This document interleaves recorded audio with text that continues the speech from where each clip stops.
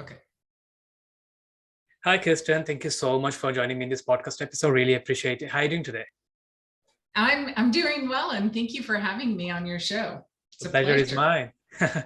Yeah, really excited to have a conversation with you on the topic what we're going to discuss, which will be leading with the love instead of fear. And so before we get started with the topic, I'd love to learn more about you, how you get into like in the business world and being an entrepreneur yourself. Is that you always wanted to do with your life or like accidentally you become an entrepreneur?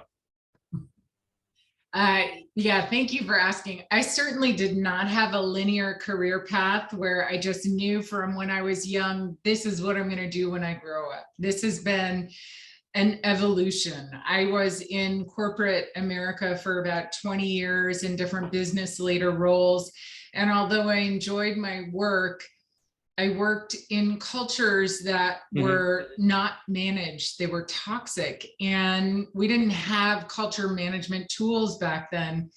I had my master's in psychology. I knew I didn't want to continue doing what I was doing. I wanted to have more of an impact. So I went into coaching. I got my certification and decided I wanted to leverage all those years of business acumen with my coaching and my psychology. Yeah. And so I started coaching people, and then I started writing and speaking. And so that's how that progression evolved. Yeah, that's great. And how long have you been in business? Well, how long I've been in business? 30 years. How long Oh, I've wow. been coaching is about 10 years coaching. And my journey to writing has been an unusual one, likely, or Mhm. maybe it's not. And that I've been doing for about 5 years. Right. That's great. So like, yeah, you've been in a business for more than 3 decades right now, like in total, right? It's a long journey. And not many people can stuck around. Like we heard the start 95% of the business get out of business in the first couple of years. So what was like your main thing? What kept you going in the business for that long? People, honestly, it's connecting with people, feeling like I'm fulfilling my purpose. And my purpose has evolved over Hmm. time, but it's always really that authentic, genuine connection with people and helping each other learn, grow, tackle really awful challenges and continue to go anyway. Yeah, yeah. It's people is lifeblood of the business, right? Like without people, there is no business, there is no customer, there is no connection, there is no growth. And I totally agree with you on that. So yeah, it's a great way to look at it. So let's talk about like today's topic we're going to discuss, which is like leading with the love instead of fear. So why did you actually choose to talk about this topic? Why is it so close to you? Well, so let me back up by saying when I tell my clients, and I coach every day Yeah. business leaders, if I were to tell a business leader, just lead with love, they'd probably look at me like, okay, she's crazy. Mhm. So before I walk into that topic, typically we're talking about what does it feel like when you are manipulated, when you're told something and then your manager may go back on that.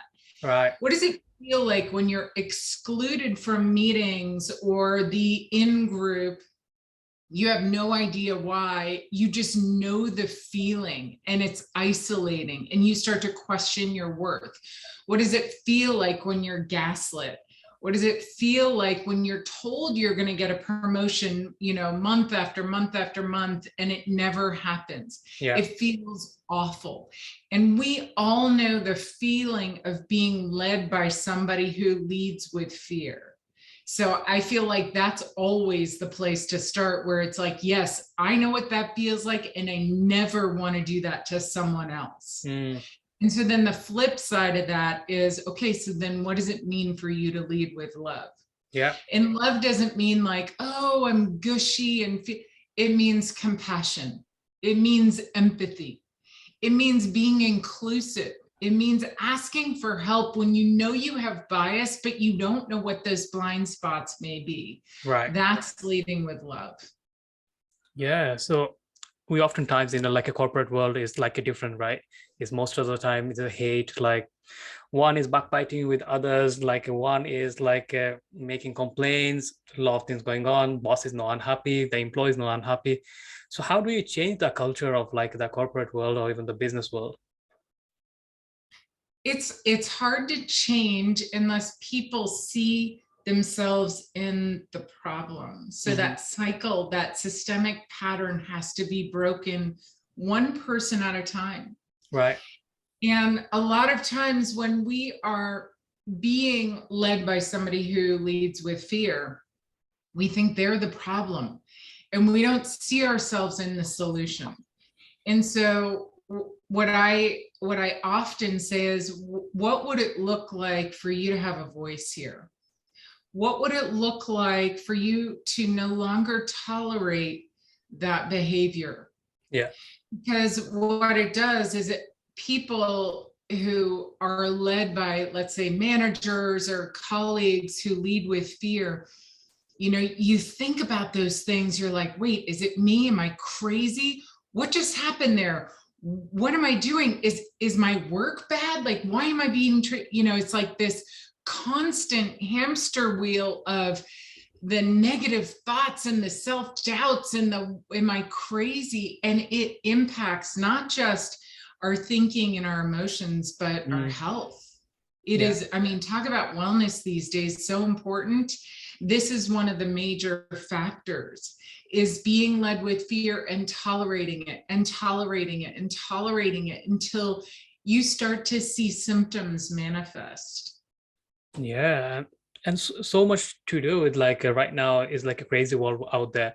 Like if someone in the job got employed from the corporation, the company, they constant in a fear of like they're losing the job, they're getting like what if they get sacked from the job, or like getting disposal of like a plenty of work that's not their even job, like a damn task they have to do.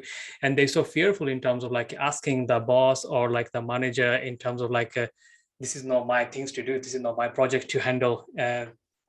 And with like we have to have like a kind of relationship where it's like a friendly environment. Like if employee goes to certain things to delegate or something, they need to ask politely and ask them like this project, can you give me a hand or something like that. But we oftentimes we see like if someone in the authority, they try to be like a bossing around, could be a manager, could be a senior position, someone like always who is downgrade you. So like you mentioned, like it needs to be one person needs to be changed in order to change the whole organization. So who do you think like it will be more responsible? Is it the CEO of the company, the owner of the company, or like do you think if someone is like handling day-to-day activity? I think it's a great question. I think everyone's ultimately accountable. I don't think the CEO always knows first, unless there's, you know, surveys and data that comes out, then they may become aware of it. But it's more than likely the people in the organization are very aware, hyper aware, because they're in it. And then it's, okay, now what do we do with this information? And how do we get it to the right people, those people who will actually do something about it? And I will say that that place of going, okay, now what do we do, is so critical and probably one of the most difficult positions to be in, because when you are gaslit, when you're led with fear, you feel victimized, you feel stuck because you need your job. Let's say you need the money, you need what you do. You can't even imagine not having the benefits and all of that. And so you feel stuck in this position. And so now fear comes up in you. If I say something, will I get fired? Like you were saying, will I lose my job? Will they hate me? Will I never get promoted? Will I be even more ostracized than I am now? Yeah. And so it takes somebody with tremendous courage and love to say something like, hey, I've noticed this. I don't know what people's intentions are, but I really think trust is being eroded here. How can we do it differently? So now that's an example of coming from love, but addressing it honestly in a candid way for the betterment of the people in the company. Because if people feel included, if they feel that sense of belonging and purpose and really that love-based leadership, Yeah. they want to do more. They want to be more productive. Results increase. It just helps everybody. But that moment of finding your voice and going, I won't tolerate it anymore, but I'm not going to do what might feel good in the moment, which is retaliate with fear, come after somebody and just feel better for all the hurt that they caused me. No, Yeah. instead you go, what can I do differently? What can we do together as a team to overcome this? Yeah, definitely. So in terms of like bringing love into like organization or like creating them kind of leaders, like how a person like yourself, like you're like a business coach, how a person like yourself can help them in order to create them such an environment on their organization or like create a leadership? Do you follow any kind of like a steps in order to create that kind of environment? In my practice, what I have found is that there has been some sort of data point Mhm. that has driven them to me, whether it's a 360, some sort of survey that comes back that indicates there are problems in the organization. Then they go, okay, well, we don't know how to fix it. We don't even know where it came from. Yeah. So let's get somebody to help us.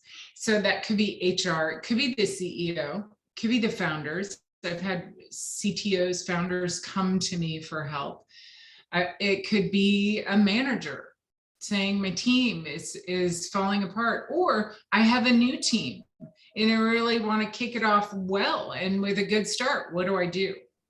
So Right. it can be all of those things that start the journey of either repairing or really intentionally starting to create the culture of love, trust, belonging. Yeah. So most of our like entrepreneurs, they tend to see like it's the fear is most important thing on their business, because obviously for a fact like you've been coaching a lot of American entrepreneurs and business owners, and they're like always aggressive, where like get more things done, do more and get more. So there is a bit of aggressiveness in there in terms of like growing their businesses, and they always believe like having someone like employee get fearful of them. They've been a boss, they've been like a founder or whatever they are, like they can get more things done. But eventually it's not the case, right? Like we've been working remotely last couple of years now because of the COVID. Most of the businesses tried to implement it. Before, they had the mindset if someone's working from home, they might not get things done, there is no authority over them, or like they're not gonna get scared, or your boss is not over the shoulder. So it's like a micromanaging thing, the mindset. So right now, after like doing a couple of years, like biggest companies, they tend to be like working from home. They're making it compulsory for majority of them employees, and the return on investment is higher compared to like what it used to be if you're working in an office job, or like you have to go to the places.